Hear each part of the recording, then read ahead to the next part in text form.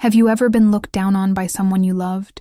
Have you ever been mocked for not having enough money, enough status, enough shine? Well, let me tell you about the night my sister Vanessa laughed at my Halloween costume in front of 200 people. She called it clearance rack chic. She rolled her eyes and whispered loud enough for everyone to hear. Poor Lena, always trying so hard. But here's the thing. What she didn't know was that the stunning, custom-made designer gown she was wearing, the one everyone at the party couldn't stop complimenting, the one that made her feel like a queen, I designed it. My name is Lena Moore, and this is the story of how one Halloween night became the sweetest, most poetic revenge of my life. But to understand that night, you need to understand our whole story. The childhood, the dreams, the betrayal, and the long journey back to myself. So settle in, pour yourself some tea, and let me tell you everything. Growing up, Vanessa and I weren't always enemies. There was a time when we were close, or at least I thought we were. We grew up in a small town called Millbrook, about 2 hours north of New York City. Our parents, David and Patricia Moore, ran a small hardware store that had been in the family for 3 generations. We weren't rich, but we were comfortable. We had a nice house with a big backyard, family dinners every Sunday, and parents who loved us. Vanessa was born on March 3, 1993. I came along 3 years later, on July 18, 1996. From the beginning, Vanessa was the golden child. She was beautiful. Long blonde hair, bright blue eyes, the kind of little girl who looked like she belonged in a catalog. She was outgoing and confident, always the star of every school play, every talent show, every social gathering. I was different. Quieter. I had mousy brown hair that never did what I wanted. Freckles I tried to hide with my mom's concealer, and a tendency to disappear into books and art projects instead of socializing. Our mom used to say we were complementary. Vanessa was the sun, bright and attention-grabbing, and I was the moon, soft and steady. She meant it kindly, but even as a kid I understood the implication. The sun was more important than the moon. Vanessa excelled at everything that got attention. She was homecoming queen, captain of the cheerleading squad, voted most likely to succeed in our high school yearbook. Everyone in Millbrook knew Vanessa Moore. I was the girl who spent lunch period in the art room, who won a few local art competitions but never made much noise about it, who was happy to blend into the background. I wasn't jealous of Vanessa. Not really. I loved my sister. I was proud of her. When she got accepted to NYU with a partial scholarship, I was the first one to hug her. But there was always this feeling, this quiet understanding, that Vanessa was destined for something big, and I was destined to be ordinary. Following dreams to New York when I graduated high school in 2014, I knew I wanted to do something with art. I'd always loved drawing, but somewhere around age 15, I discovered fashion design. I'd spend hours sketching dresses, cutting up old clothes and reconstructing them, watching Project Runway and dreaming about creating beautiful things that made people feel confident and special. My parents were supportive, but cautious. "Fashion is a tough industry, honey," my dad said. "Maybe you should study business too, have something to fall back on." But I was determined. I applied to the Fashion Institute of Technology in Manhattan and got accepted for the fall 2014 semester. It wasn't as prestigious as Parsons or Central St. Martin's, but it was a real fashion school in New York City, and I was thrilled. Vanessa had already been living in Manhattan for 3 years by then. She'd graduated from NYU with a degree in communications and had landed a job at a marketing firm. But more importantly, she'd started building her Instagram presence. This was 2014, when influencer culture was just starting to explode. Vanessa had about 50,000 followers and was doing sponsored posts for makeup brands and clothing companies. She lived in a tiny studio apartment in the East Village and was constantly networking, attending events, meeting people who could help her career. When I moved to New York in August 2014, Vanessa helped me find an apartment, a shoebox-sized room in a shared apartment in Queens with 2 other fit students. The rent was $900 a month, which was more than I'd ever spent on anything in my life. "Welcome to New York," Vanessa had said, hugging me in my empty room. "It's expensive and exhausting, and you'll love it." She was right about all 3 things. The early years college was intense. Fight's fashion design program was competitive and demanding. We had classes on pattern making, draping, textiles, fashion history, illustration. I was in the studio until midnight most nights, my fingers cramped from sewing, my eyes strained from sketching. But I loved it. Every exhausting minute of it. I made friends. Claire, who I met in our fashion illustration class, became my closest confidant. She was studying fashion photography and had this wild, fearless energy that balanced out my quieter nature. We'd get cheap pizza at 2 a.m. after late studio sessions and talk about our dreams. "I'm going to shoot for Vogue someday," Claire would say confidently. "I'm going to have my own fashion line," I'd reply. And we'd clink our plastic cups of bodega wine like we were making a sacred pact. Vanessa and I saw each other occasionally during those years.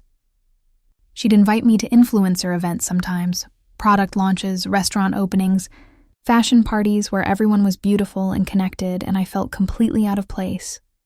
I remember one party in particular, at a rooftop bar in Soho in June 2015. Vanessa was there with her influencer friends, all of them taking endless selfies, sipping cocktails that cost $20 each. I'd come straight from class, exhausted with fabric scraps still stuck to my jeans. I stood in the corner, nursing a drink I couldn't really afford, watching Vanessa work the room.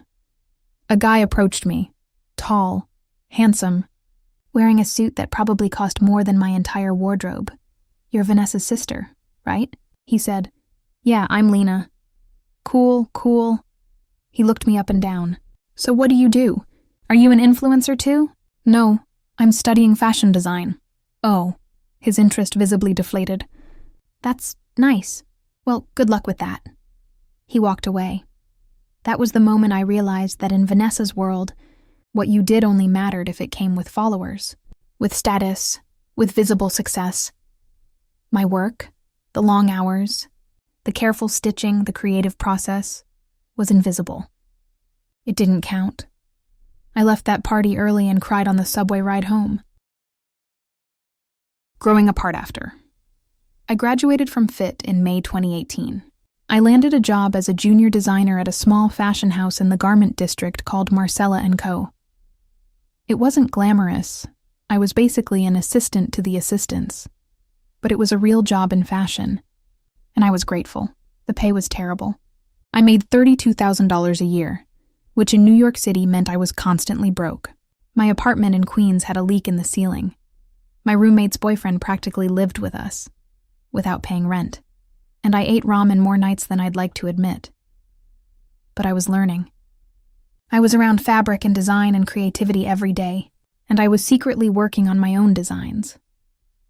The head designer at Marcella & Kober, a woman named Susan Chen, took me under her wing. She was in her 50s, had been in fashion for 30 years, and she saw something in me. "You have instinct, Lena," she told me one evening as we worked late on a collection. "You understand what makes a woman feel beautiful, not just what looks good on a runway." That's rare. Those words meant everything to me. I started staying late at the studio, with Susan's permission, to work on my own sketches. I dreamed of creating a line someday, something accessible but elegant, clothes that weren't for celebrities or influencers, but for regular women who wanted to feel special. Meanwhile, Vanessa's career was exploding. By 2019, she had over 800,000 Instagram followers. She'd quit her marketing job to focus on social media full-time. She was getting paid thousands of dollars for a single sponsored post, traveling to exotic locations for brand partnerships, attending exclusive events, and she'd started dating Richard Whitfield. Richard was old money. His family owned commercial real estate across Manhattan. He was handsome in that generic, preppy way, always wearing expensive suits and talking about his portfolio and his yacht. He was also 15 years older than Vanessa, which she said made him mature and sophisticated. I met him once, at a family dinner in December 2019. Our parents had driven down from Millbrook for the holidays, and Vanessa wanted to introduce Richard to everyone. We went to a restaurant in the Upper East Side where the cheapest entree was 65s. I'd worn my nicest dress, something I'd made myself from fabric I'd bought on sale, and I still felt underdressed. Richard barely acknowledged me the entire evening. He talked about real estate markets and investment strategies with my dad, complimented my mom's earrings, and spent most of the dinner taking photos of Vanessa for her Instagram. "Your sister is quite the success story," he said to me at one point, almost as an afterthought. "You must be proud." "I am," I said. "And what is it you do again?" "Something with fashion. I'm a designer." "I work at—" "That's great," he interrupted, already turning back to Vanessa. "Babe, we should do a post about this restaurant. The lighting is perfect." I spent the rest of the dinner in silence. That was the night I realized Vanessa and I lived in completely different worlds, and maybe we always had. The wedding dress dream in January 2020, everything changed. Vanessa got engaged. Richard proposed during a trip to the Maldives. She posted a video of the proposal that got 2 million views. The ring was enormous, at least 5 carats, probably worth more than I'd make in 5 years. The engagement kicked off a wedding planning frenzy. Vanessa posted about it constantly. Dress shopping, venue hunting, cake tastings, every detail documented for her followers. But nothing was good enough. I watched her Instagram stories in my tiny apartment, seeing her try on dress after dress at exclusive bridal boutiques. Vera Wang, Monique Willier, Carolina Herrera. Each one cost more than my annual rent. "It's just not right," she'd say in her stories, sighing dramatically. "I need something unique, something that screams me, you know?" Her followers would comment, "You deserve perfection, queen. Nothing is too good for you. Keep looking, you'll find the one." Meanwhile, I was secretly working on something special. I'd been sketching wedding dresses in my spare time, not for anyone in particular, just because I loved the challenge. Wedding dresses are the ultimate design test. They have to be beautiful, timeless, comfortable, and meaningful all at once. One design in particular had become my obsession. I'd started it in February 2020, and I'd spent months refining every detail. It was elegant, but not overdone. The bodice was fitted, with delicate lace sleeves that looked like they were made of frost. The neckline was a subtle sweetheart shape that would flatter almost any figure. The skirt was layers of silk organza that flowed like water, with hand-beaded details scattered throughout like dewdrops catching the morning light. I'd sourced the lace from a small supplier in France. I'd saved up for months to afford it. The silk was from a fabric shop in the garment district where I'd negotiated a discount. The beads were vintage, from an estate sale in Brooklyn. It wasn't just a dress. It was a work of art. I made a full mock-up in muslin, adjusted the pattern a dozen times, and finally, in early August 2020, I had the complete design ready in my portfolio. I hadn't made the actual dress yet. I couldn't afford the materials without a client. But I had every detail planned, every measurement calculated, every bead placement mapped out. That's when Vanessa came to visit. The request it was August 15th, 2020. Vanessa showed up at my apartment unannounced, which she almost never did. She usually wanted to meet at trendy cafes or restaurants, places where she could be seen. But that day, she came to Queens. She was wearing designer sunglasses and carrying a Chanel bag, and she looked completely out of place in my rundown building. "Lena," she said when I opened the door, and I immediately knew something was wrong. Her voice was small, vulnerable. "Can we talk?" We sat on my futon, the same futon that doubled as my bed, and she told me everything. The wedding planning was overwhelming her. Nothing felt right. Every dress she tried on felt like she was playing a character, wearing a costume of what a bride should look like, rather than expressing who she actually was. "I've tried on 47 dresses," she said, tears running down her face, ruining her makeup. 47, Lena, and none of them feel like me." I'd never seen my sister like this. Vulnerable, stripped of the Instagram polish. "Richard's mother has all these opinions," she continued. "She wants me to wear something traditional and classic because that's what Whitfield brides wear. My followers want me to wear something trendy and bold. Richard just wants me to be happy, but he doesn't understand why this is so hard." She grabbed my hands. "Lena, you're my sister. You've known me my whole life, and you're talented. I've seen your sketches, your designs. They're beautiful. Would you design my wedding dress?" My heart stopped. "What?" "Please," she said. "I know it's a lot to ask. I know you're busy, but I trust you. You know me. And you're the only person who can create something that's truly mine, not what everyone else wants me to be. I was speechless. Vanessa had barely acknowledged my work in years. She'd never shown interest in what I did, never asked to see my designs. And now she wanted me to create the most important dress of her life? I don't know if I can, I said hesitantly. I mean, I've never made an actual wedding dress before. Just sketches and mock-ups. I don't care, she interrupted. I believe in you. You're my little sister and you're incredibly talented, and I would be honored to wear something you made. She was looking at me with such sincerity, such hope, that I felt my resistance melting. Can I show you something? I said finally. I pulled out my portfolio and showed her the wedding dress design I'd been working on. Vanessa's eyes went wide. She touched the sketch like it was precious, tracing the lines with her finger. Oh my God, she whispered. Lena, this is perfect. This is exactly what I've been dreaming of. It's elegant but modern. It's romantic but not too sweet. It's me. She looked up at me with tears in her eyes. Please make this for me, please. I'll pay you, obviously. Whatever you need for materials. Whatever your time is worth. This is the dress. I felt tears pricking my own eyes. For the first time in years, I felt truly close to my sister. She saw my work. She valued it. She wanted it. Okay, I said. I'll make your wedding dress. We hugged, both of us crying, and for that moment, everything felt right between us. Creating the dress. The next 3 months were the hardest of my life. Vanessa paid me $5,000 upfront for materials, more money than I'd ever had at once. I quit my job at Marcella & Co.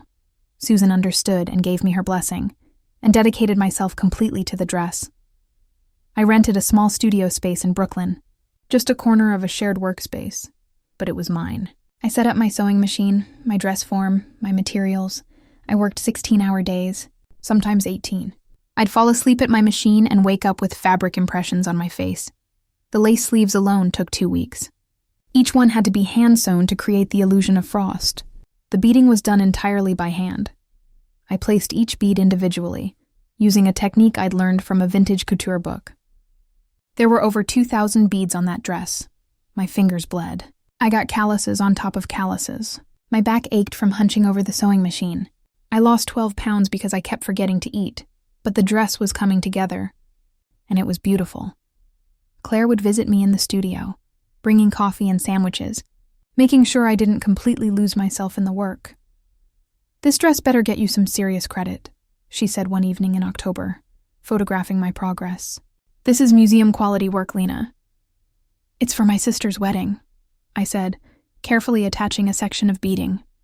That's credit enough. Is it, though? Claire asked. I mean, she's going to post this all over Instagram. You should at least get tagged, get some exposure. We'll figure that out later, I said. Right now, I just want to make sure it's perfect. Vanessa came for fittings 3 times. Each time she'd gasp when she saw the progress, taking photos but promising not to post them until after the wedding. I want it to be a surprise, she said. Everyone's going to die when they see this dress. The wedding was scheduled for June 12th, 2021. I finished the dress on May 28th, with 2 weeks to spare. When Vanessa came for the final fitting, she cried. Real tears, not Instagram tears. Lena, she whispered, looking at herself in the mirror. I've never felt more beautiful in my life. This dress, you've made me look like the person I've always wanted to be. I cried too. You look perfect. I'm going to make sure everyone knows you made this, she said firmly. This is your work, your art. Everyone's going to know my little sister is a genius. I believed her. The wedding day, June 12th, 2021. The Plaza Hotel, New York City. The wedding was everything you'd expect from a Whitfield Moore union.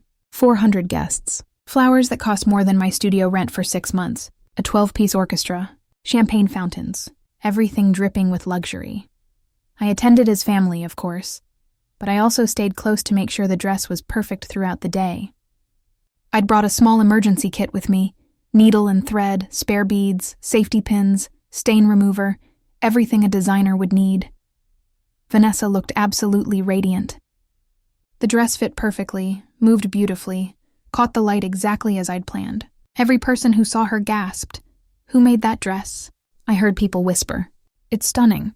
It's perfect. She looks like a princess." I stood in the back during the ceremony, watching my sister marry Richard, wearing my creation. I felt proud, fulfilled, like I'd achieved something truly special. The reception was even more lavish. The ballroom was decorated with thousands of white roses. The cake was 7 tiers tall. There was a performance by a famous singer whose name I can't mention. And then came the speeches. Richard's father spoke about family legacy. Vanessa's maid of honor told embarrassing stories from college. Richard talked about how lucky he was to have found Vanessa, and then Vanessa herself took the microphone. "I want to thank everyone who made today possible," she said, smiling radiantly. "Our incredible wedding planner, Margaret, who dealt with all my crazy requests. The team at the plaza who made this venue absolutely magical. My amazing makeup artist, Sasha, who made me look like this." She paused, taking a breath, and I waited for her to mention me. Richard's mother, Barbara, for her impeccable taste and guidance. My girls for being the best bridesmaids anyone could ask for. And most importantly, my husband, Richard, for making me the happiest woman in the world. She raised her glass. Everyone cheered and clinked glasses. She never mentioned me. Not once. I told myself she was nervous. She probably just forgot. She'd mention it later, maybe in a private moment. Or in her Instagram posts. Yes, that's where she'd give me credit. I stayed through the whole reception, smiling and nodding when distant relatives complimented Vanessa's dress, saying nothing about my involvement. I went home at 1 a.m., exhausted, telling myself tomorrow would be different. The Instagram post I didn't hear from Vanessa for a week after the wedding. She and Richard had gone to Bora Bora for their honeymoon. I went back to my studio, unsure what to do next. I'd quit my job to make the dress. I'd spent 3 months on that one project. Now I needed to figure out my next move. Claire convinced me to start building a portfolio website, to reach out to small boutiques, to see if I could get some commission work. "You just made a wedding dress that people literally gasped at," Claire said. "This is your moment, Lena. Use it."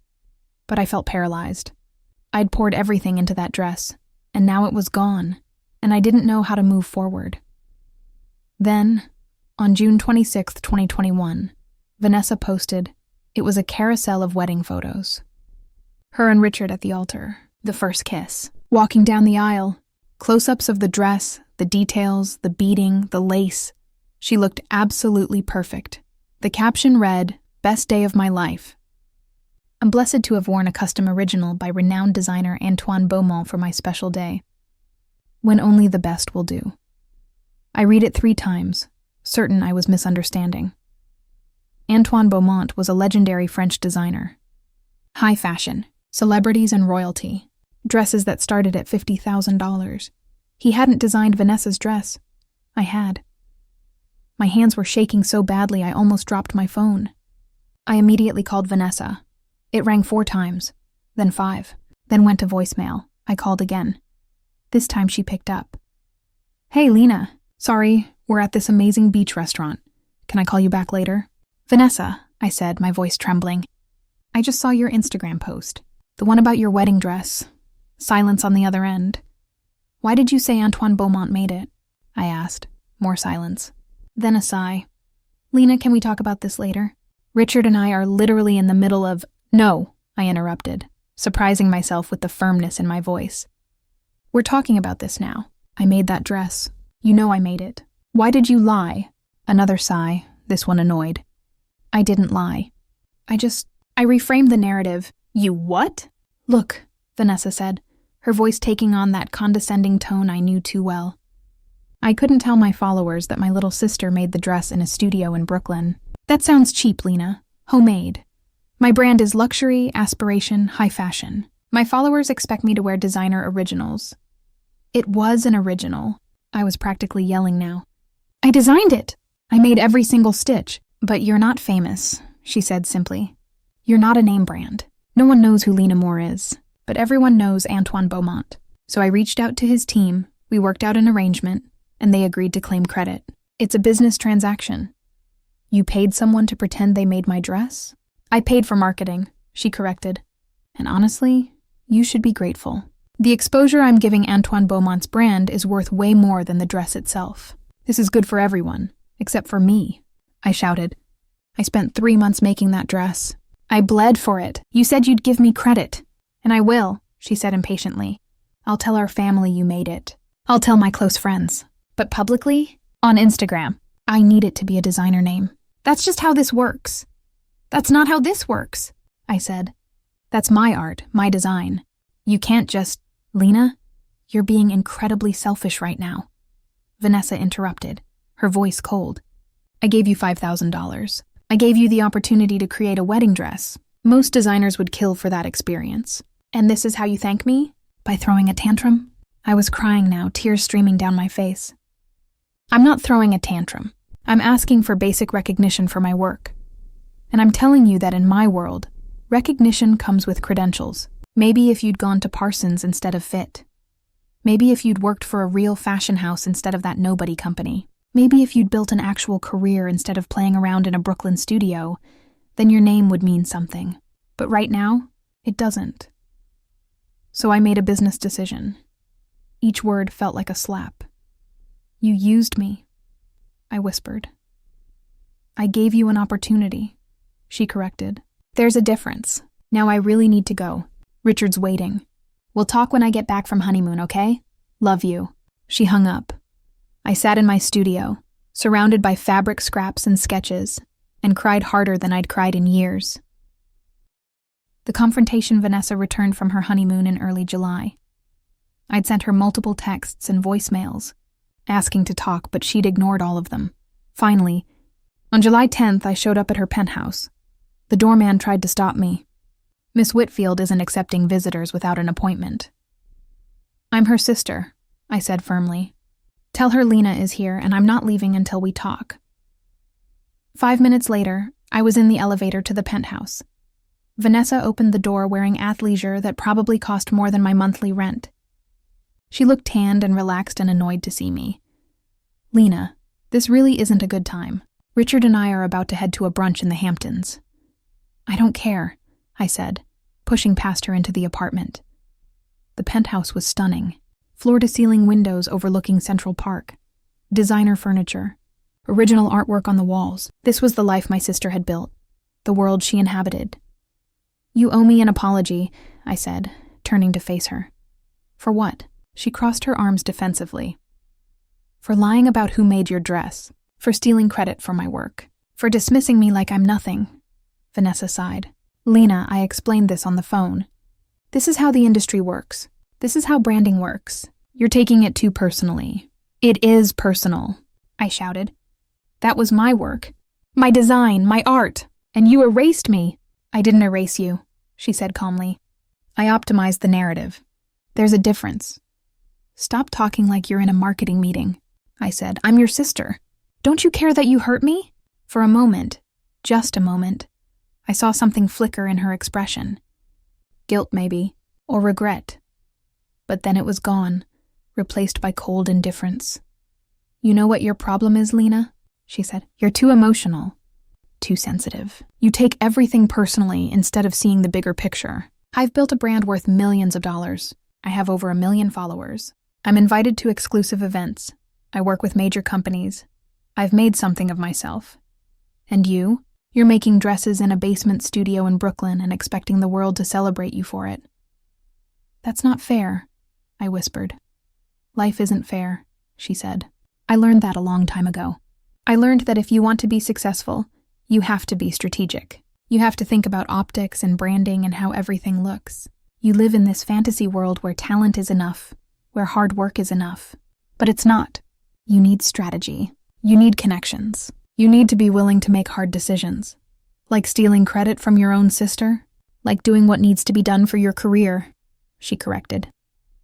And honestly, you should be thanking me. I'm teaching you how this world really works. Maybe it's a harsh lesson, but it's one you need to learn. I stared at her. This person who looked like my sister, but felt like a stranger.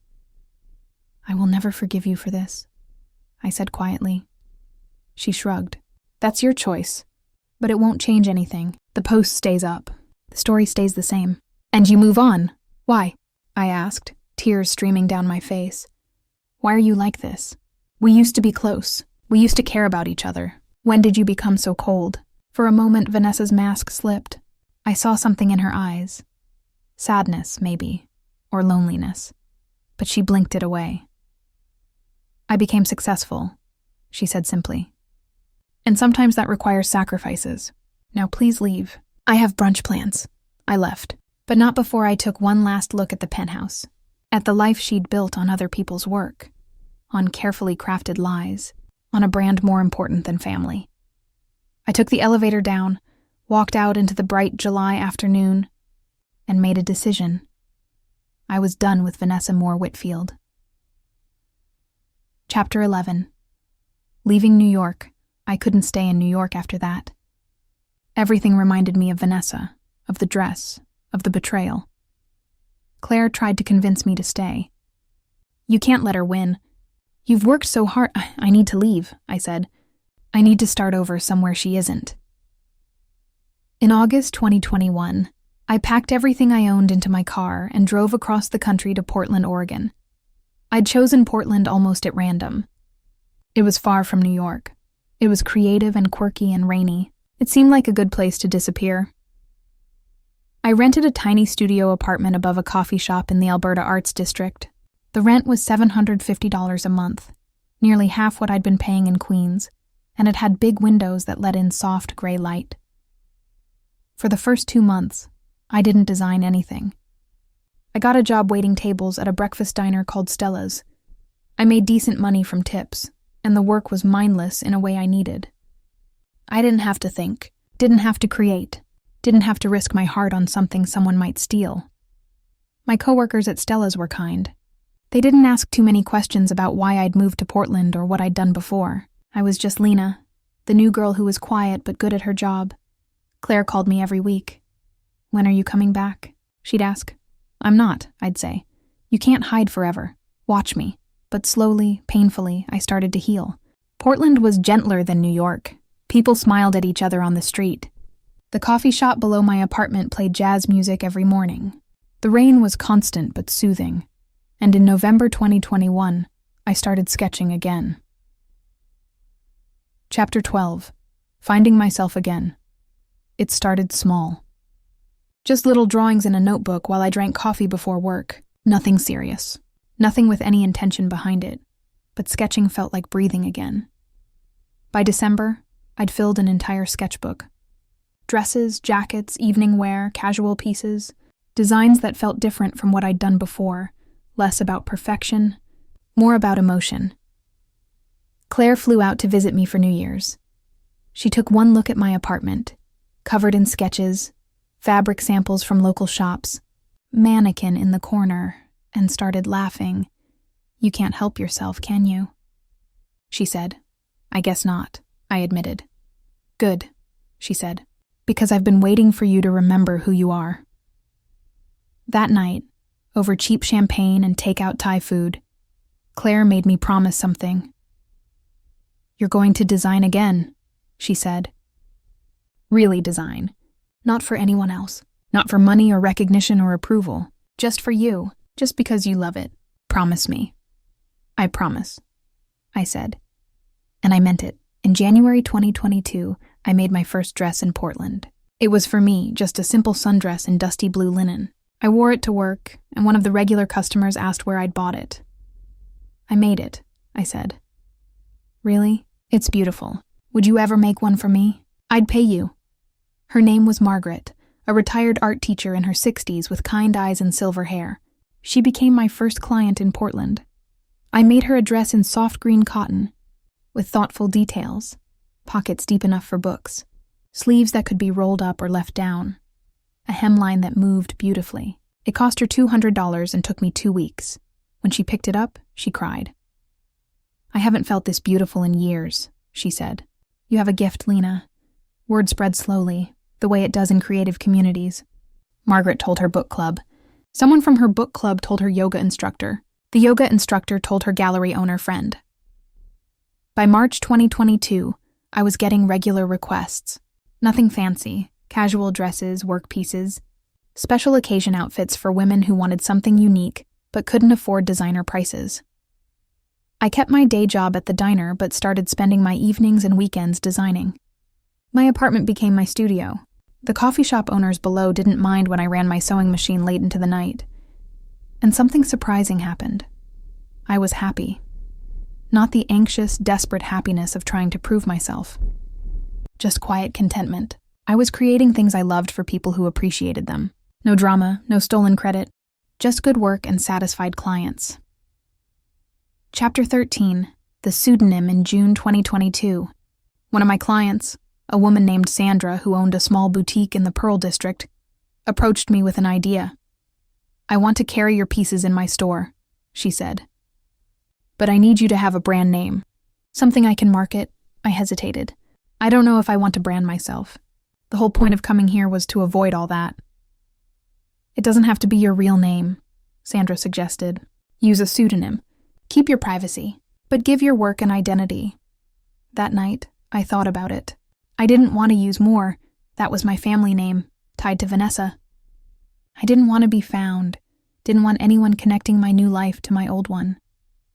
I remembered my grandmother, my mom's mother, whose maiden name was Morgan. She'd been a seamstress in the 1950s and 60s, making beautiful clothes for women in her small town. She'd passed away when I was 12, but I remembered her sewing room, the smell of fabric and old thread, the way she'd let me watch her work. L. Morgan. It felt right. Anonymous enough to protect me, meaningful enough to honor someone who'd inspired me. I created a simple website, L. Morgan Designs. No photos of myself, no personal information, just beautiful images of my work, a contact form, and a simple statement. Custom designs for women who deserve to feel extraordinary. Sandra started carrying my pieces in her boutique. They sold well, not fast but steadily. Women would try on one of my dresses, and you could see their posture change, their confidence bloom. By the end of 2022, I had a small following, nothing huge, maybe a few hundred people who knew about L. Morgan Designs. But they were loyal. They told their friends. They came back for more, and I remained completely anonymous. Chapter 14. The Breakthrough in February 2023. Something unexpected happened. An actress named Juliet Henderson, not A-list, but known, someone who'd been in a few indie films and a popular streaming series, was in Portland for a film festival. She wandered into Sandra's boutique and tried on one of my dresses. She bought it on the spot and wore it to a festival party that night. A photographer from a Portland lifestyle magazine captured her in the dress. The photo ended up in their next issue with the caption, "Actress Juliet Henderson in L. Morgan Designs, available exclusively at Pearl District Boutique." My website crashed from traffic the next day. Suddenly, I was getting inquiries from all over the country. California, Texas, New York. Even a few international requests. Sandra called me, excited and slightly panicked. L. Morgan, we need to talk about scaling up.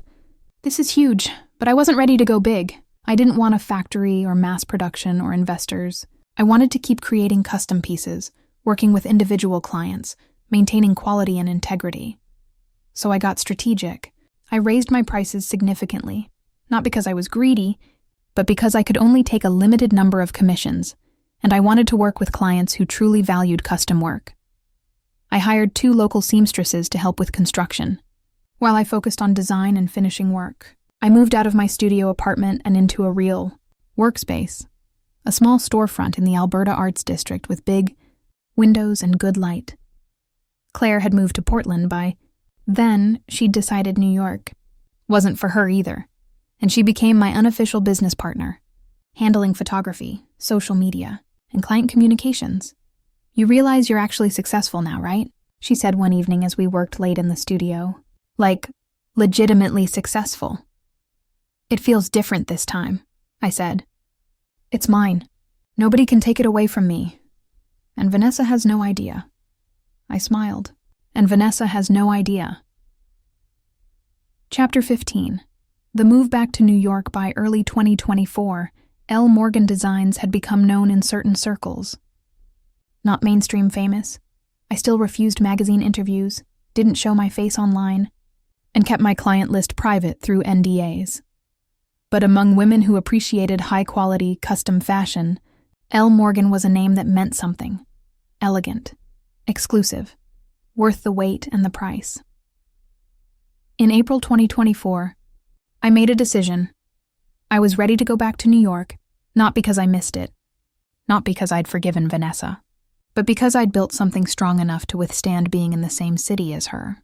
I was no longer the broken girl who'd fled 3 years earlier. I was Elle Morgan, and I was coming home.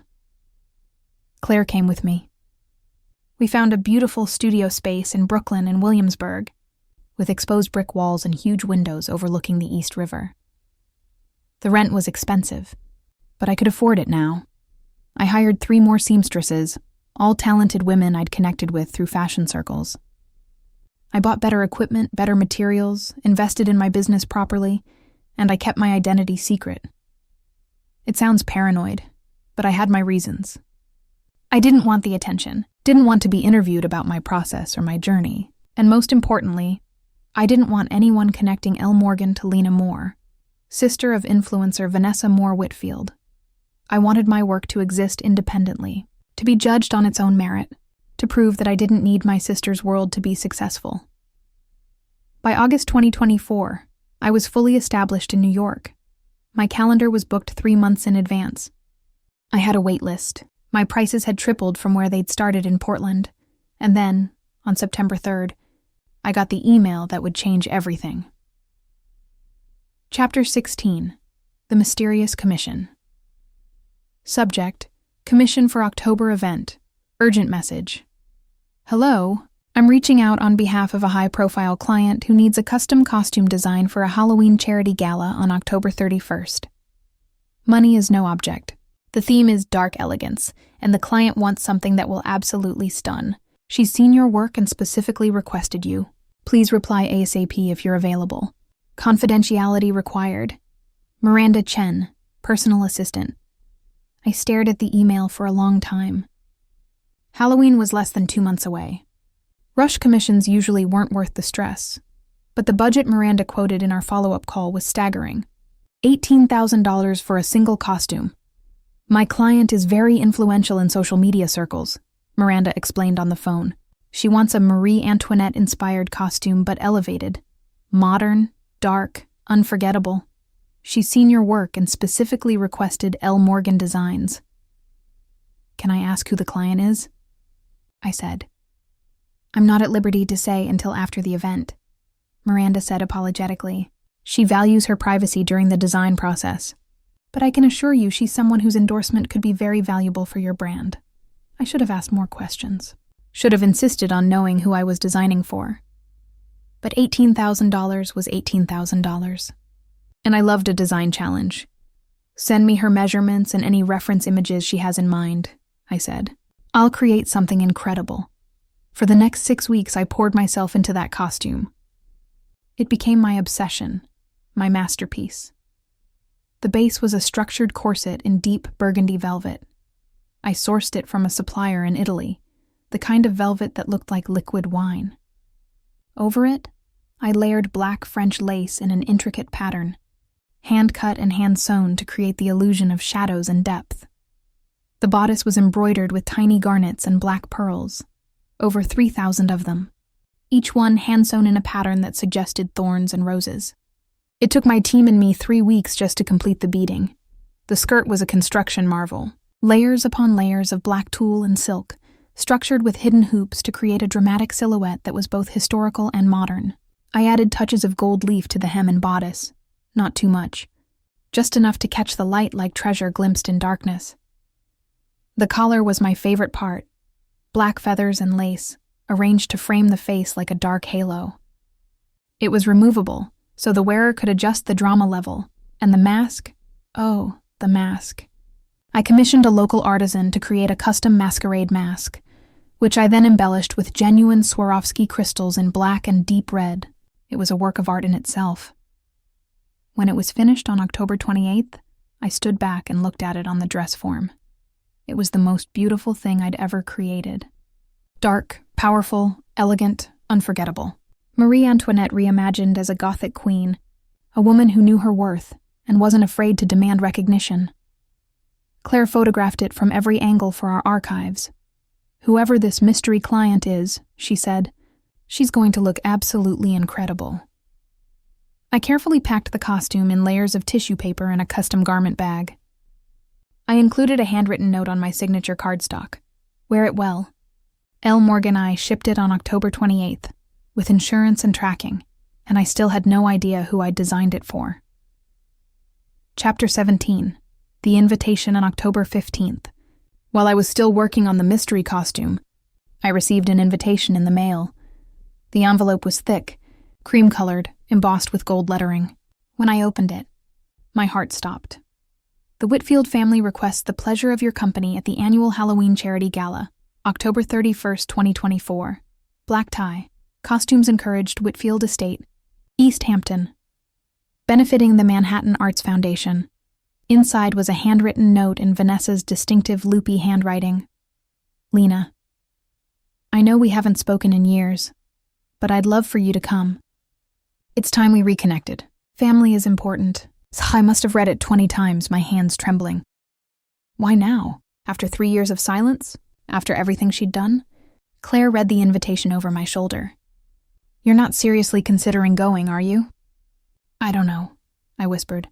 "Lena, she stole credit for your work. She dismissed you.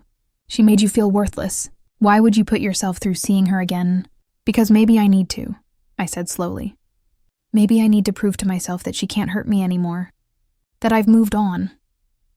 Or maybe you just want her to see that you're successful now." "Maybe that too," I admitted. I spent 2 weeks debating. Part of me wanted to ignore the invitation completely, but another part, a stubborn, defiant part, wanted to show up. To look my sister in the eye as an equal. To prove I'd survived without her. I decided to go. But I wasn't going to play her game of designer labels and expensive costumes. I wasn't going to try to compete in her world of luxury and status. I was going as myself. Simple, honest, unimpressed. Chapter 18. The cheap costume. I made my Halloween costume in a single evening, on October 30th. I went to a thrift store in Brooklyn and found a simple black dress for $12. I modified it slightly, took in the waist, added a small flare to the skirt. I found a witch's hat at a party supply store for $8. I wore my grandmother's old black boots that I'd been wearing for years, added striped stockings, some dark makeup, a broomstick I decorated with black ribbons. Total cost, maybe $35. Claire looked at me like I'd lost my mind. "You're going to a gala full of rich people in the Hamptons dressed like a dollar store witch?" "Yep," I said, adjusting my hat. "I'm not trying to impress anyone, especially not Vanessa. I'm going on my own terms."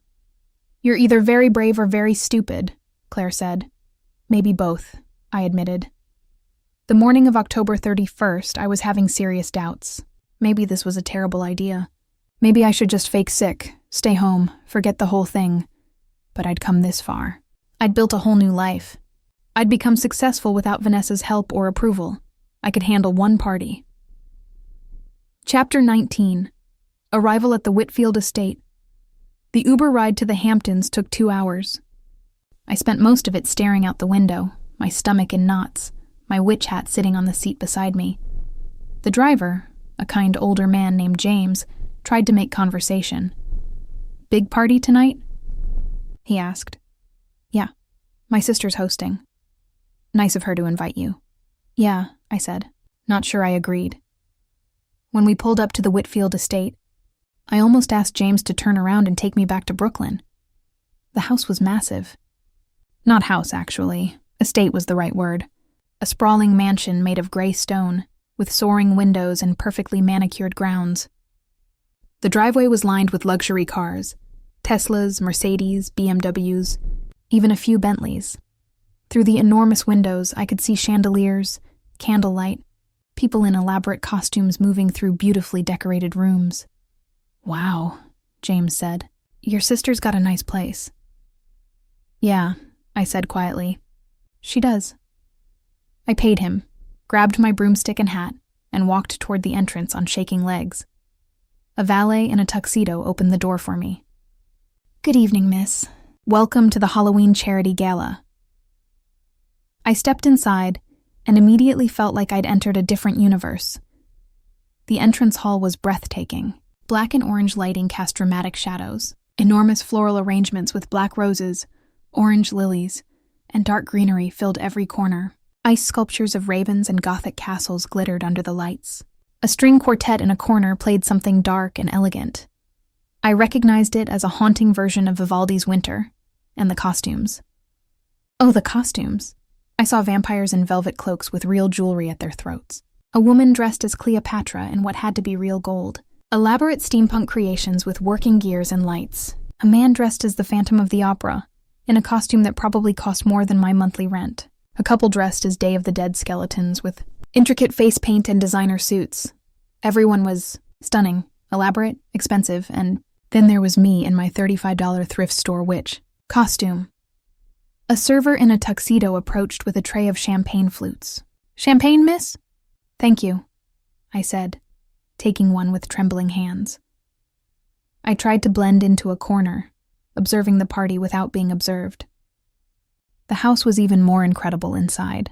High ceilings, original artwork, furniture that looked like it belonged in a museum. Everything screamed wealth and taste and status. I lasted approximately 4 minutes before I heard her voice. Oh my God, is that Lena? I turned, my heart pounding, and there she was, Vanessa. Chapter 20. The Reunion. She looked stunning. Of course she did. She was wearing the most incredible costume I'd ever seen, a dark, Gothic Marie Antoinette. Burgundy velvet corset embroidered with garnets and black pearls, layers of black tulle and silk creating a silhouette that was both historical and modern. A dramatic collar of black feathers and lace, a masquerade mask glittering with crystals. It took my breath away. And then it hit me like a freight train. That was my costume. The one I'd been working on for 6 weeks, the Mystery Commission. Vanessa was wearing my design. She had no idea. She glided toward me. There's no other word for how she moved in that costume. Her face lit up with a smile that didn't quite reach her eyes. "Lena, oh my God, you actually came!" She air-kissed both my cheeks, her perfume overwhelming. "I'm so glad you could make it. It's been way too long." "Hi, Vanessa," I managed, my voice barely steady. "Thanks for inviting me." Her eyes swept over my costume, and I watched the exact moment her expression shifted from forced warmth to barely concealed amusement. Her eyebrows raised slightly. Her lips curved into a smile that was almost pitying. "Oh, wow.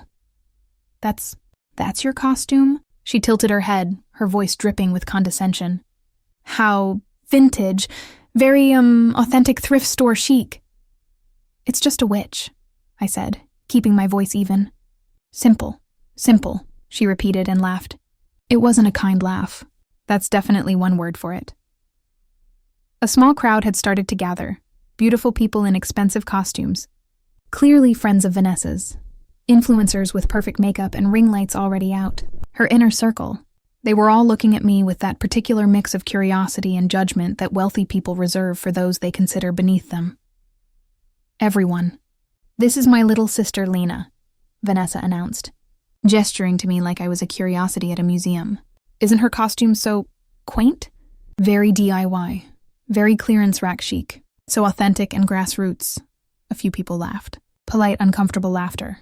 The kind people make when they don't want to offend their hostess but aren't quite sure if it's okay to laugh at someone. My face burned. My hands were shaking. For a moment, I was transported back to every time in my life I'd felt small compared to Vanessa.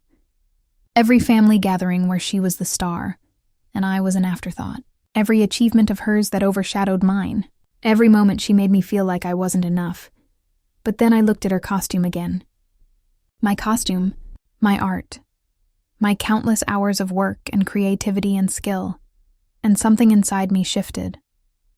Some of us don't need to spend thousands of dollars to have a good time on Halloween, I said lightly, with a small smile. It's about creativity and joy, not cost. Vanessa's smile tightened just slightly. Of course, sweetie. Although, when you're hosting a charity event for Manhattan's elite, presentation matters. First impressions and all that. She smoothed her hands over her costume, clearly proud. This, for example, is an original L. Morgan design.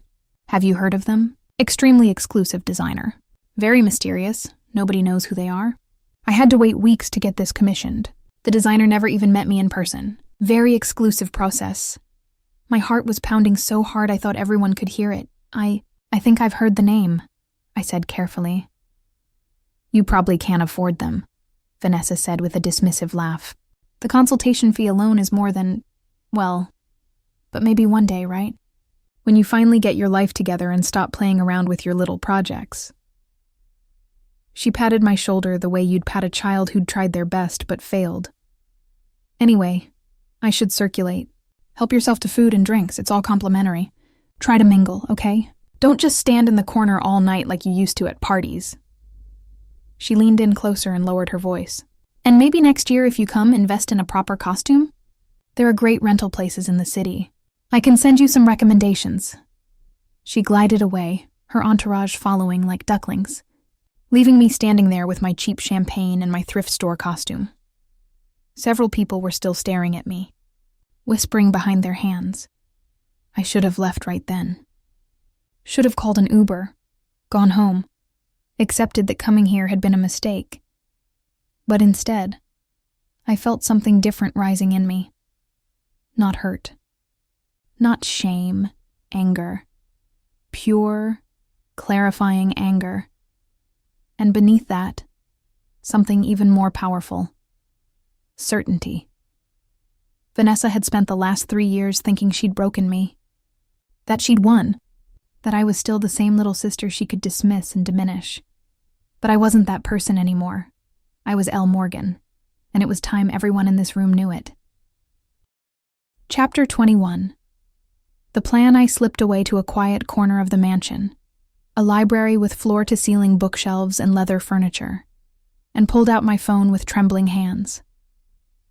First, I texted Miranda Chen, the assistant who'd commissioned the costume. Me. Hi, Miranda. It's L. Morgan. Quick question. Can you confirm who's wearing the Marie Antoinette costume tonight? I've seen photos circulating and wanted to follow up. She responded within 2 minutes. Miranda. That's Vanessa Moore Whitfield. She's absolutely obsessed with the piece. Already asking about commissioning 3 more designs from you. She told me it's the most beautiful costume she's ever worn. Said she feels like true royalty. I nearly dropped my phone. 3 more commissions. She loved my work so much she wanted more, and she had absolutely no idea I'd created it.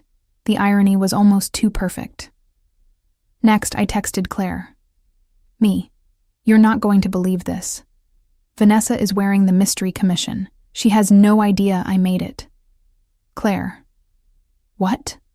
Are you serious right now? Me. Dead serious.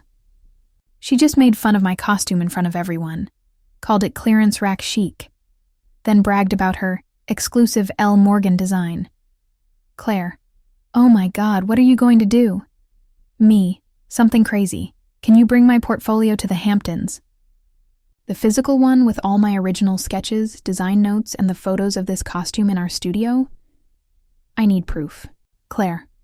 Lena. What are you planning? Me. Justice. Claire. I love it. I'm leaving now.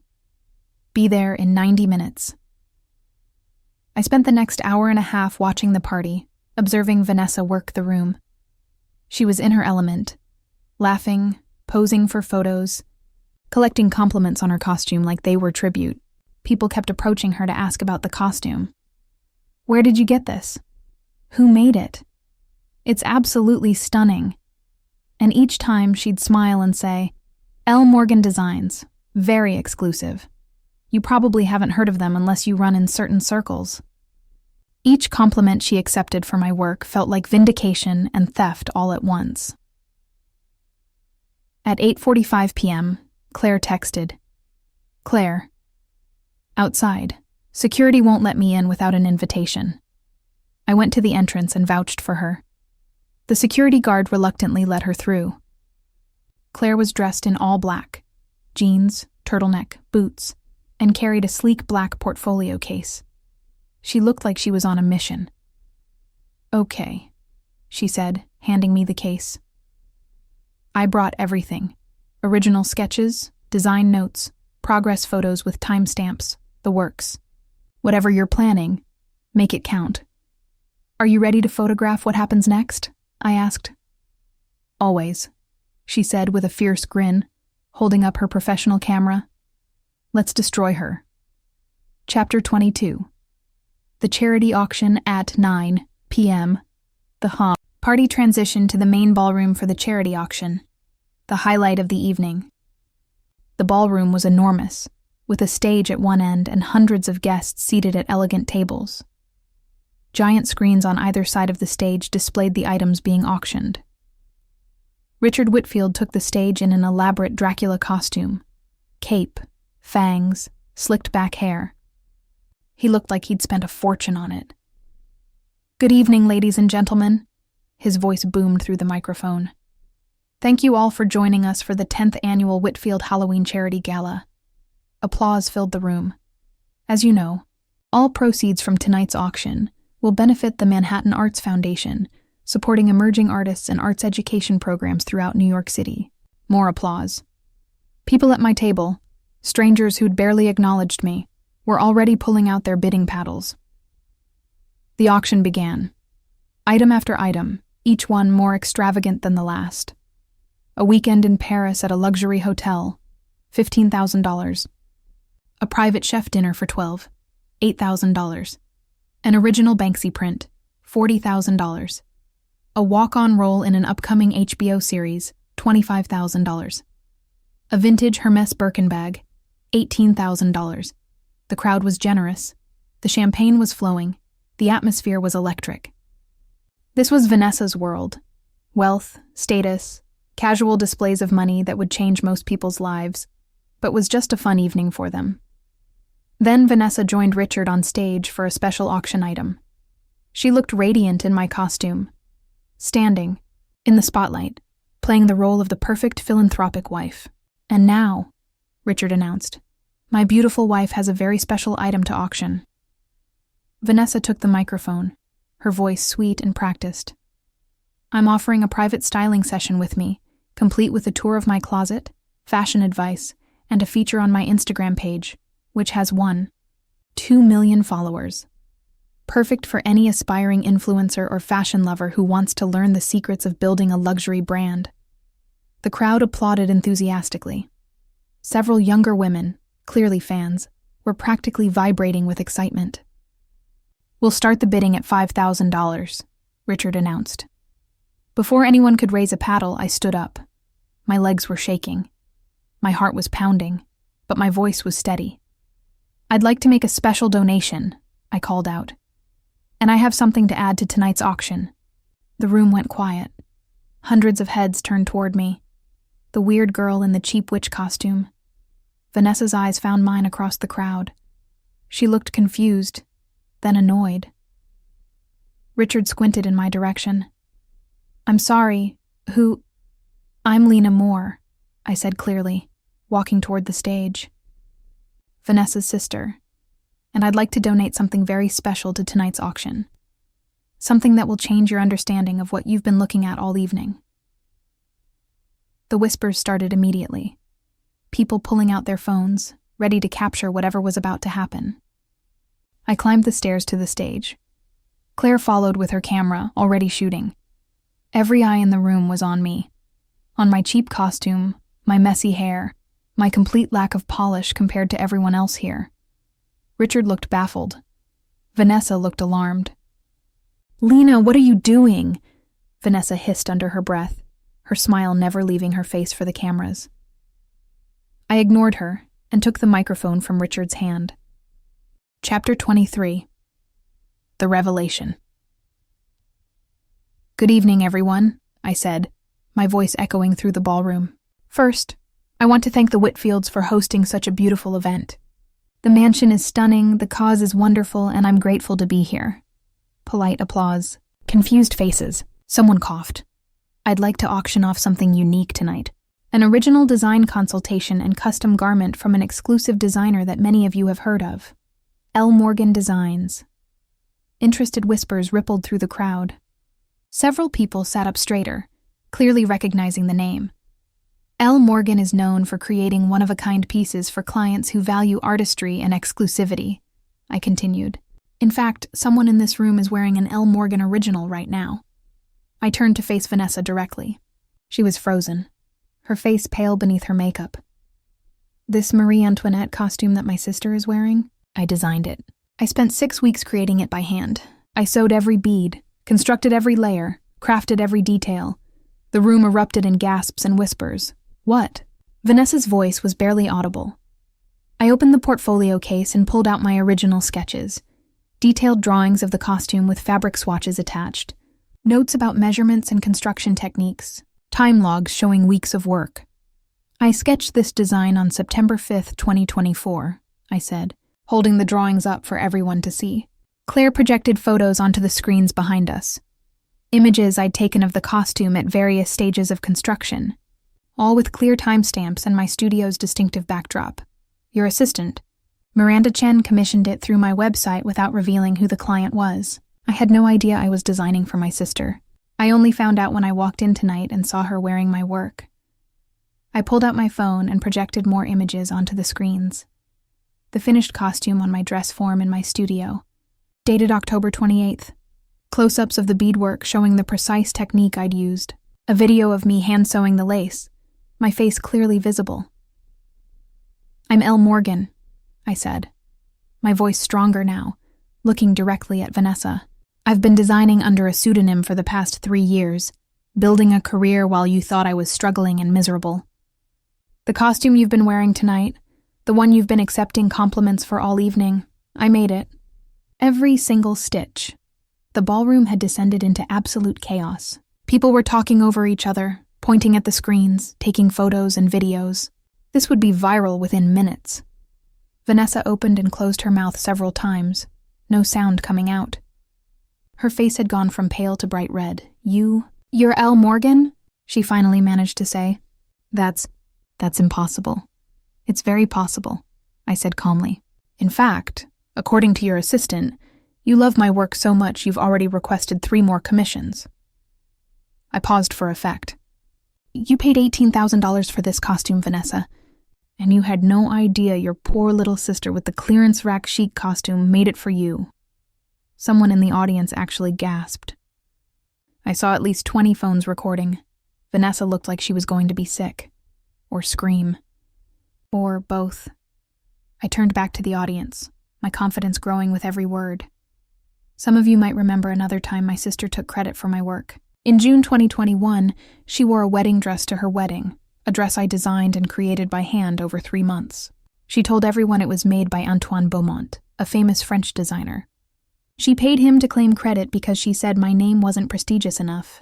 That wearing something made by her little sister sounded cheap. More gasps. More whispers. Vanessa was shaking her head, tears forming in her eyes, but I kept going. That betrayal broke me. It made me leave New York. I spent years rebuilding myself, learning to trust my talent again. And you know what? I created something beautiful from that pain. I created a career where my work speaks for itself, where I don't need famous names or Instagram followers to prove my worth. I looked at Vanessa, and my voice softened slightly, not with forgiveness, but with something like pity. You're wearing a costume that represents everything I've become despite you. Not because of you, and the irony is you loved it. You felt beautiful in it. You wanted more of my work, because deep down, past all the labels and status symbols and Instagram followers, quality and artistry still matter. And you recognized it, even when you didn't know it came from me. The room was completely silent now, everyone hanging on every word. But you know what? I said, my voice becoming gentle. I'm not here for revenge. I'm not here to humiliate you. I'm here because I genuinely love what I do.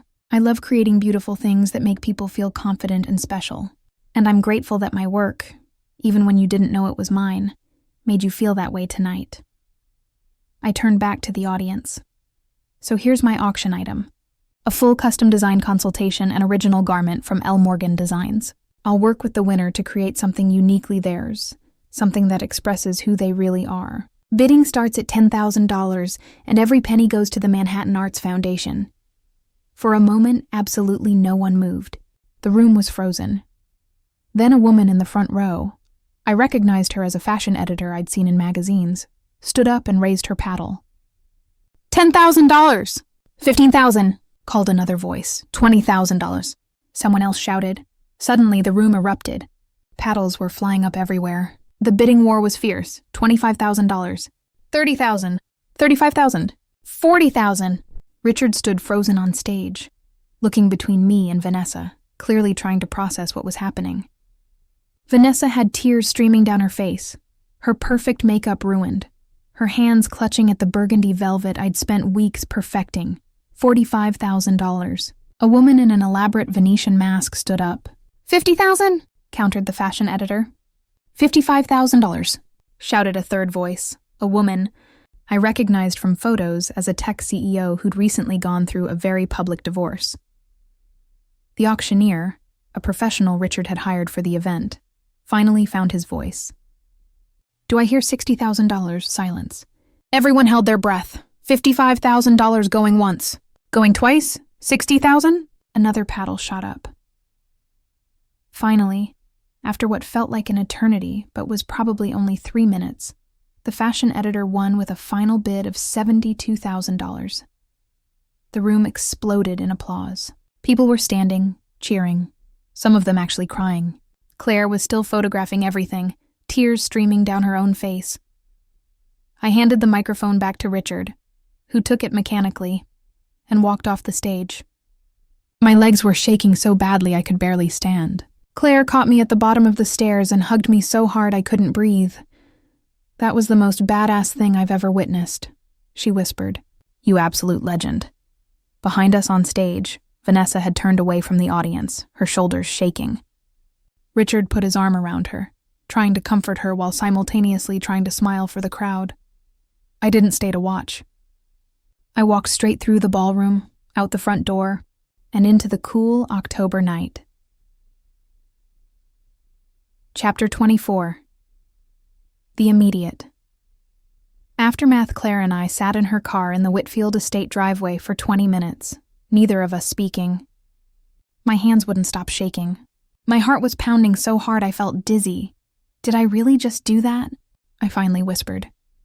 Yes, Claire said. And it was perfect. Absolutely perfect. My phone started buzzing, and buzzing, and buzzing. Texts, emails, Instagram notifications, unknown numbers calling. I turned it off completely. I need to go home, I said. I need to process this. I can't think right now. You're not driving, Claire said firmly. I'll take you home. We'll figure everything else out tomorrow. The drive back to Brooklyn was quiet. Claire played soft music and didn't try to make me talk. She understood that I needed silence, needed to sit with what had just happened. When we got to my apartment at midnight, she insisted on staying. She made tea, ordered Thai food even though neither of us was hungry, and set up camp on my couch. You're not facing whatever comes next alone, she said simply. I finally turned my phone back on at 1 a.m. The notifications were overwhelming. Hundreds of them. But a few stood out. A text from Miranda Chen. Ms. Morgan, I just saw what happened at the gala. I had no idea about your history with Mrs. Whitfield. I'm so sorry for putting you in that position. If it matters, the design community is rallying behind you. You're trending on Twitter. Your website crashed. This is unprecedented. An email from the fashion editor who'd won the auction. Lena, I'm Josephine Hart from Vogue. What you did tonight was incredibly brave. I'd love to feature your story and your work in an upcoming issue. Please contact me when you're ready. An email from Sandra, my former boutique owner in Portland. I just saw the videos. Girl, call me when you can breathe again. You're about to become very famous very fast. Are you ready for that? And then, at 2 a.m., a text from an unknown number that made my heart stop. Lena, it's Vanessa. We need to talk, please. I stared at it for a long time before showing Claire. You don't have to respond, she said. Not tonight. Not until you're ready. Maybe not ever. I know, I said, but I saved the number anyway. Chapter 25. The viral moment. I woke up at 9 a.m. on November 1st to Claire shaking my shoulder. Lena, wake up. You need to see this. She held her phone in front of my face. I blinked blearily at the screen. Elle Morgan revealed, was trending #1 on Twitter. Videos of my revelation were everywhere. TikTok, Instagram, Twitter, even making news sites. Designer exposes sister's theft at Halloween. Gala. Elle Morgan comes out of the shadows in most dramatic way possible. Influencer Vanessa Moore Whitfield, caught wearing sister's design after years of betrayal, someone, had edited the video with dramatic music. Another person had created a side-by-side comparison of my wedding dress story and the costume reveal. A fashion historian had posted a thread about the importance of crediting designers and the history of idea theft in fashion. My website had crashed from traffic. My email inbox had over 2,000 unread messages. My Instagram, which I'd barely used and had maybe 400 followers, now had 150,000 followers and counting. "This is insane," I whispered. "This is justice," Claire corrected. "The internet loves a good underdog story. And you're the ultimate underdog who became successful on her own terms." My phone rang. A New York number I didn't recognize. I almost didn't answer, but something made me pick up. "Lena Moore? A professional woman's voice. Yes? This is Rebecca Steinberg from The Times. I'm writing a piece about last night's revelation and would love to get your perspective." "Do you have time for an interview? I don't think I'm ready to talk to press yet," I said. "I understand. But when you are ready, please reach out. Your story deserves to be told properly." That call was followed by dozens more. Morning shows wanting me as a guest, podcasts requesting interviews, even a book agent asking if I'd considered writing a memoir. It was overwhelming, exciting, terrifying. Around noon, my business phone rang. The line I used exclusively for Elle Morgan Designs. I almost didn't answer it either, but it might be a client. Elle Morgan Designs, this is Lena. Ms. Moore, this is Catherine Westbrook from Bergdorf Goodman. We'd like to discuss carrying your line exclusively in our designer section. Would you be available for a meeting this week? I nearly dropped the phone. Bergdorf Goodman, one of the most prestigious department stores in the world. Yes, I'd be available. Wonderful. How does Tuesday at 2 p.m. sound? That sounds perfect. When I hung up, I started laughing. Then crying. Then laughing again. What happened? Claire demanded. Bergdorf Goodman wants to carry my line, I said, still not quite believing it. This is actually happening. This is real. Chapter 26. Vanessa's response: for 3 days, I ignored Vanessa's texts. She sent several, "Lena, please. I need to explain. I know you're angry. You have every right to be. But can we talk? Please, I'm sorry. I know that's not enough, but I'm so sorry." On November 3rd, I finally responded, "What do you want to say?" Her reply came immediately. "Can we meet? In person? Coffee somewhere neutral?" I thought about it for a long time. Part of me wanted to ignore her forever, to let her sit with what she'd done without giving her the closure of an explanation or apology. But another part of me, the part that remembered us as kids, that remembered moments when we'd actually been close, needed to hear what she had to say. "Okay, tomorrow. The coffee shop on 5th and Broadway. 2 p.m. Thank you. I'll be there." I almost brought Claire for moral support, but this felt like something I needed to do alone. I arrived at the coffee shop 15 minutes early, ordered a latte I didn't drink, and sat at a corner table where I could see the door. Vanessa arrived exactly on time. She looked different than I'd ever seen her. No makeup, hair in a simple ponytail, wearing jeans and a sweater instead of designer clothes. She looked exhausted, smaller somehow. She sat down across from me, her hands wrapped around a coffee cup, her eyes red from crying. "Thank you for coming," she said quietly. "I wasn't sure you would." "I almost didn't," I admitted. We sat in uncomfortable silence for a moment. "I'm so sorry, Lena," she finally said, her voice cracking. "For everything. The wedding dress, the costume, every time I made you feel small or dismissed your talent. All of it, I'm so sorry. Why?" I asked. "Why did you do it?" "I need to understand." She took a shaky breath. "Because I was jealous." I blinked, surprised. "Jealous of what?" "You had everything. You had something real," she interrupted. "You had actual talent, real creativity. You could create beautiful things with your hands, make people feel special through your art. I never had that. Everything I built was fake, borrowed credibility, other people's products. Other people's clothes. Other people's validation through likes and followers. She looked down at her coffee. When you showed me that wedding dress design, I knew it was the most beautiful thing I'd ever seen. And I knew it was yours, truly yours, in a way nothing in my life was truly mine. So I took it. I told myself I was being strategic, being smart about my brand. But really, I was just stealing the one thing you had that I could never have, genuine talent. Tears were running down her face now. And then with the costume, I didn't even know it was yours. Miranda handled everything. When I found out that night, when you revealed it in front of everyone, I realized I'd done it again without even meaning to. I'd taken your work, claimed it as mine, because that's who I'd become, someone who takes instead of creates. I felt tears pricking my own eyes. You have no idea how much you hurt me. Both times. I know, she whispered. And I'm not asking you to forgive me. I just needed you to know that I see it now. I see what I did. And I see what you've become despite me. You're incredible, Lena. You always were. I was just too insecure and selfish to admit it. What happens now? I asked. I posted a full statement on Instagram this morning, she said. A real one. Taking full responsibility for what happened with your wedding dress. Explaining that you're Elle Morgan, that you designed both pieces, that I claimed credit for your work, and I was wrong. No excuses, no spin. Just the truth. She pulled out her phone and showed me. It was a long, detailed post with photos of both the wedding dress and the costume. The caption was honest and raw, admitting her jealousy and her mistakes, praising my talent, apologizing publicly. The comments were brutal. Her followers were turning on her.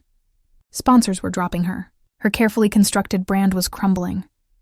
I'm losing everything, she said quietly. Followers, deals, respect. Richard's family is furious. They think the scandal reflects poorly on the Whitfield name. But I deserve it. I deserve all of it. I should have felt satisfied, vindicated. This was the consequence she'd earned. But mostly I just felt sad. I don't want you to lose everything, I said softly. I just wanted you to acknowledge what you did, to see me as someone with value. You have so much value, she said, crying harder now. You always did. I just couldn't see it, because I was too busy being threatened by it. We sat there for a long time, two sisters who'd hurt each other and been hurt, trying to figure out if there was any way forward. I don't know if we can fix this, I finally said. I don't know if I can trust you again. I don't expect you to, she said. I just hope that someday, maybe years from now, we might be able to start over. Not as we were, but as who we're becoming. Maybe, I said. Someday. It wasn't forgiveness. Not yet, but it was something. A small crack in the wall between us. The possibility that healing might be possible, even if it took years. Chapter 27. The media storm. The next few weeks were a whirlwind I could never have prepared for. My interview with Josephine Hart from Vogue came out on November 15th. It was a beautiful, thoughtful piece about creativity, family dynamics, and the importance of crediting artists. The photos Claire had taken of me in my studio were stunning. Soft light, surrounded by fabric and sketches, looking confident and at peace. The article went viral. Suddenly everyone wanted to talk about Elle Morgan designs. I did a few carefully selected interviews. Good Morning America, a fashion podcast, an NPR feature about women in design. Each time I told my story honestly but without cruelty. I didn't bash Vanessa. I simply explained what had happened and how I'd rebuilt myself. The fashion industry rallied around me in ways I never expected. Established designers spoke out about the importance of credit and how common idea theft was. Boutiques reached out wanting to carry my work. Celebrities requested custom pieces. My meeting with Bergdorf Goodman led to an exclusive partnership. They'd carry a small collection of my ready-to-wear pieces, elevated, elegant clothes for real women, priced accessibly but not cheaply. It was everything I'd dreamed of. By December, I'd hired a full team, 4 seamstresses, a business manager, a social media coordinator, Claire officially joined the company, and an assistant to handle the overwhelming number of inquiries. I moved the studio to a larger space in Soho, a beautiful loft with high ceilings, perfect light, and enough room for everyone to work comfortably. My Instagram grew to 500,000 followers. Unlike Vanessa's carefully curated feed, mine was honest, showing the messy process of creation, the late nights, the failures and revisions, the joy of seeing a finished piece. People responded to the authenticity. On December 10th, I received an email that made me cry. Dear Ms. Moore, I'm writing on behalf of the Council of Fashion Designers of America. We'd like to nominate you for the Emerging Designer Award at next year's CFDA Fashion Awards. Your story and your work exemplify the spirit of American fashion, resilience, innovation, and authentic artistry. Would you accept the nomination? I called my parents immediately. They'd watched everything unfold from their home in Millbrook, proud, but worried about all the attention. Mom, Dad, I said, my voice shaking. I'm being nominated for a CFDA award. My mother started crying. My father's voice was thick with emotion. We always knew you were special, honey. We're so proud of you. I'm proud of me too, I said, and meant it. Chapter 28. Christmas Reconciliation. Christmas 2024 was complicated. My parents had invited both Vanessa and me to Millbrook for the holidays, like they did every year. I hadn't committed to going. The wounds were still too fresh, the relationship still too broken. But on December 20th, my mother called. Lena, sweetheart, I know this year has been incredibly difficult, and I'm not asking you to forgive Vanessa or pretend everything is fine. But it's Christmas. You're both my daughters. Could you please come home? We can keep things civil and simple. Just family dinner. Nothing dramatic. I thought about saying no, about spending Christmas in New York with Claire, avoiding the awkwardness and pain. But these were my parents. They'd always supported me, always believed in me. They deserved to have their family together, even if that family was fractured. Okay, I said, I'll come, but only for Christmas Eve and Christmas Day. And if it gets too uncomfortable, I'm leaving. That's all I ask, my mother said, relief evident in her voice. I drove up to Millbrook on the afternoon of December 24th. The town looked like a Christmas card. Snow on the ground, lights on every house, the hardware store decorated with wreaths. My childhood home looked exactly as I remembered. My father had strung lights along the roof. The wreath my mother made every year hung on the front door. Through the window, I could see the Christmas tree we'd always decorated together as a family. I took a deep breath and walked inside. Lena, my mother hugged me so tight I couldn't breathe. My father joined in, and for a moment, I felt like a kid again, safe and loved. Vanessa's in the living room, my mother said quietly. She got here about an hour ago. Please, just be kind to each other, for us. I found Vanessa sitting on the couch, staring at the Christmas tree. She looked up when I entered, her expression uncertain.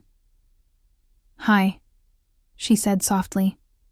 Hi, I replied. We sat in awkward silence for a moment. The house smelled like my mother's cookies and pine from the tree and home. Nice sweater, Vanessa said, gesturing to the dark green sweater I was wearing. Thanks. I made it. Of course you did, she said with a small smile. It's beautiful. More silence. Then Vanessa spoke again, her voice barely above a whisper. I've been in therapy since November, working through everything. The jealousy, the competition, why I needed to diminish you to feel big. It's been hard, really hard. I looked at her, really looked at her, and saw something different. Humility, maybe, or genuine remorse. That's good, I said. I'm glad you're doing that work. My therapist says I need to learn to celebrate other people's success without seeing it as my failure, she continued. It's harder than it sounds, but I'm trying. I believe you, I said, surprising myself. Dinner that night was surprisingly pleasant. We talked about neutral topics, my parents' business, the town gossip, funny memories from childhood. Vanessa and I didn't interact much, but we were civil, polite. After dinner, my father put on old Christmas movies. My mother brought out hot chocolate. We all sat together in the living room like we used to, and for a few hours, we were just a family again. Later that night, as I was getting ready for bed in my old room, there was a knock on the door. Come in, I said. Vanessa entered, holding something wrapped in tissue paper. I got you something, she said. "For Christmas. You don't have to open it now if you don't want to." She handed it to me and turned to leave. "Wait," I said. "Open it with me." She sat on the edge of my bed while I unwrapped the tissue paper. Inside was a beautiful leather-bound journal with my initials embossed on the cover. The paper inside was thick and creamy, perfect for sketching. "For your designs," Vanessa said. I thought you might like it." "It's perfect," I said honestly. "Thank you." "There's something else," she said, pulling out her phone. "I want to show you something, but it might upset you." She showed me her Instagram. Her follower count had dropped from 1.2 million to about 600,000. Many of her sponsors had dropped her, but she'd pivoted her content completely. Instead of luxury and aspiration, she was posting about her therapy journey, her mistakes, the reality behind influencer culture. She was being vulnerable and honest in ways she never had been before. "I know I've lost a lot," she said, "and I deserve it. But the weird thing is, the people who've stayed, they're more engaged now than they ever were. They appreciate the honesty, and I feel lighter, like I'm not performing anymore." "I'm glad," I said, and meant it. "You deserve to be happy. Really happy, not just Instagram happy." "So do you," she said. "And you are. I can see it. You're glowing, Lena. Success looks good on you." We hugged. It wasn't the close sisterly embrace we'd shared as kids, but it was something. A start. Chapter 29. New Year, New Beginnings. I rang in 2025 in Brooklyn with Claire and a small group of friends from the fashion industry. Nothing fancy, just champagne, homemade food, and good conversation in my apartment overlooking the city. At midnight, as fireworks exploded over the East River, Claire raised her glass. To Lena Moore, aka L. Morgan, who took the biggest risk of her life and won. To honesty, to talent, and to never letting anyone steal your light again. To new beginnings, I added, and to the best friend anyone could ask for. We clinked glasses and watched the city celebrate, and I felt something I hadn't felt in years. Complete peace. My phone buzzed. A text from Vanessa. "Happy New Year, little sister. Thank you for giving me a second chance. I won't waste it." I smiled and responded, "Happy New Year. Keep doing the work." January brought new challenges and opportunities. The CFDA nomination became official. Bergdorf Goodman's spring collection launched to rave reviews. I was invited to show a small collection at New York Fashion Week in February. Fashion Week was surreal. My collection was called Emerging, pieces that represented transformation, growth, the journey from darkness to light. Each garment told a story. There was a dress in soft gray that gradually lightened to white, representing hope after despair. A structured jacket that looked severe from one angle, but revealed delicate embroidery underneath, showing hidden strength. An evening gown that appeared simple, but moved like water, representing fluid adaptability. The collection was deeply personal without being literal. No one in the audience needed to know about Vanessa or the betrayal or the Halloween party. They just needed to feel the emotion in the work, and they did. The reviews were incredible. L. Morgan emerges as a voice of authenticity in an industry obsessed with perfection. These designs speak to the resilience of the human spirit. Moore creates clothes that honor the women wearing them. After the show, as models and designers and industry people mingled, I saw Vanessa standing at the back of the venue. She hadn't been invited. Fashion Week wasn't really her world anymore, but she'd come anyway. We made eye contact across the room. She smiled, genuine and proud, and gave me a small wave. I waved back.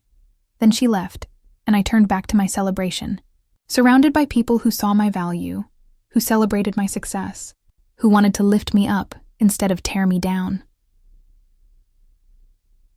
Chapter 30. The CFDA Awards. The CFDA Fashion Awards took place on June 2, 2025, at the Brooklyn Museum.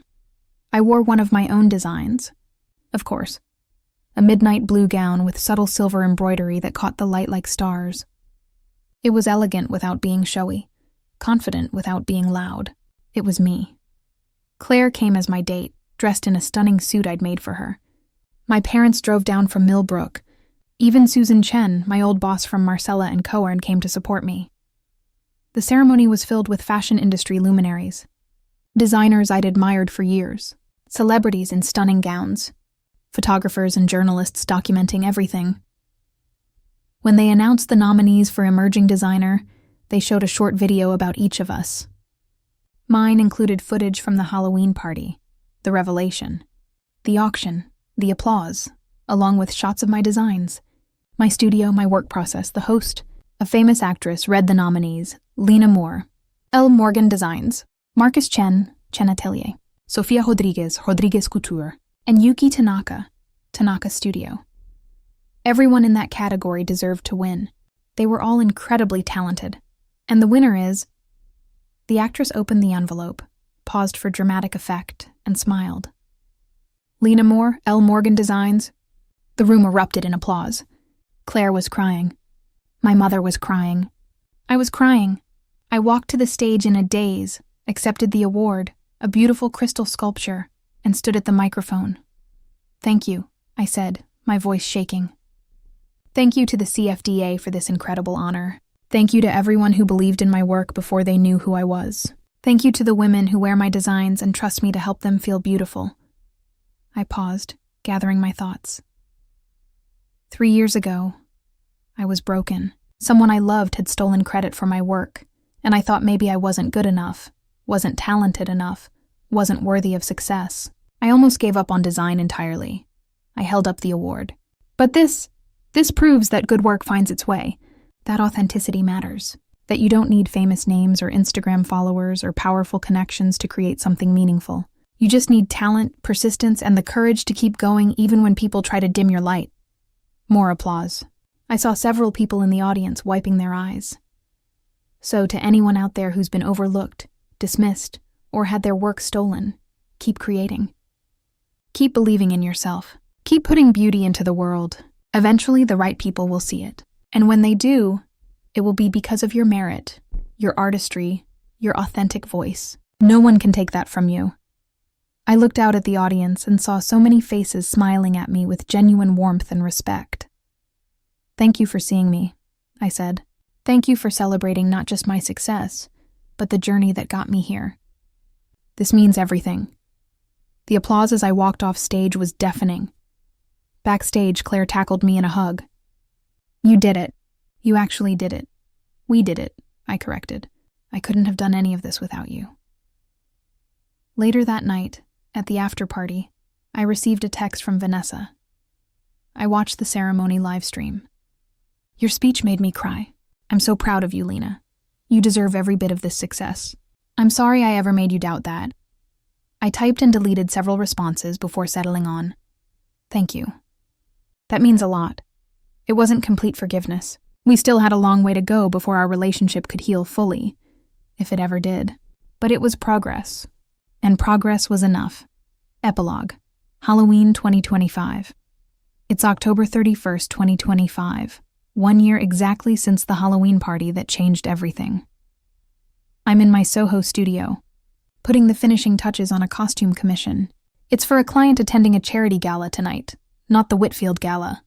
I politely declined that invitation this year. This one is being held at the Met for childhood literacy. The costume is a phoenix, layers of red, orange, and gold that seem to catch fire in the light, with wings that spread dramatically. It represents rebirth, transformation, rising from the ashes. It feels appropriate. My team has grown to 12 people now. We moved to an even larger space last month. L. Morgan Designs is thriving. We're carried in boutiques across the country, have a robust online presence, and a wait list that stretches into next year.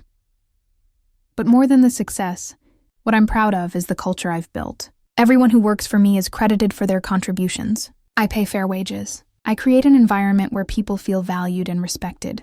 I learned from my pain what not to do, and I'm building something better. Claire walks into the studio carrying coffee and pastries from our favorite bakery. Happy Halloween, boss, she says, grinning. Or should I say, happy anniversary of the greatest revenge moment in fashion history. I laugh. I prefer to think of it as the night I reclaimed my narrative. Potato, potato, she says. Are you going to wear a costume tonight? Maybe, I say. I made something simple. A silver dress that looks like moonlight. Comfortable but elegant. Not a witch costume, she teases. Definitely not a witch costume, I confirm. Though that one did serve its purpose. My phone buzzes. A text from my mother. Your father and I are so proud of you. Happy anniversary of your big moment. Also, Vanessa asked if you'd like to have coffee next week when you visit. No pressure, just if you're comfortable. I think about it. Vanessa and I have been slowly rebuilding. Monthly coffee dates, occasional texts, family dinners that are less awkward now. We're not close like we were as kids, and maybe we never will be again. But we're finding a new normal, a relationship based on honesty instead of competition. I text back, tell her yes. Wednesday at 2 p.m. at the usual place. As I pack up the Phoenix costume for delivery, I think about how much has changed in a year. Last Halloween, I walked into a party feeling small and insecure, wearing a cheap costume, expecting to be dismissed. I left that party having reclaimed my power, my identity, my art.